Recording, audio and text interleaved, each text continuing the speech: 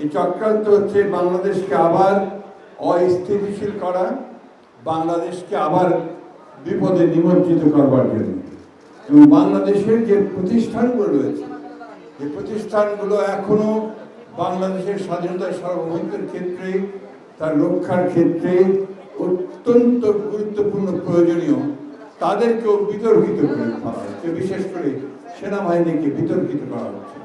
এটার পেছনে কোনো মহৎ উদ্দেশ্য থাকতে পারে না।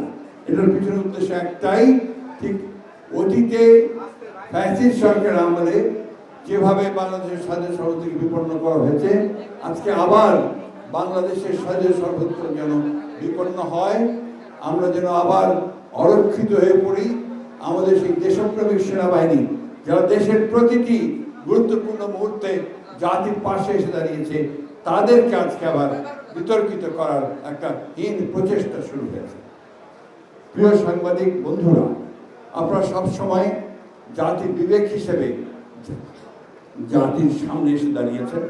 জাতির মুহূর্ত, বিপদের মুহূর্তগুলোকে আপনারা অতিক্রম করে জনগণকে সঠিক যে সংবাদ, সেই সংবাদ দিয়েছেন, তাদেরকে সমৃদ্ধ করবার চেষ্টা করেছেন। আজকে আমাদের প্রত্যাশা সেইখানে যে আপনারা আবারও সেই একইভাবে আপনাদের সেই ভূমিকা পালন করবেন।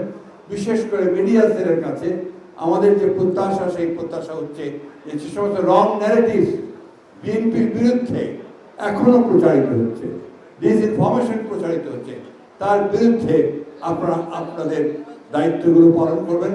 গোটা জাতি রুখে দাঁড়াবে।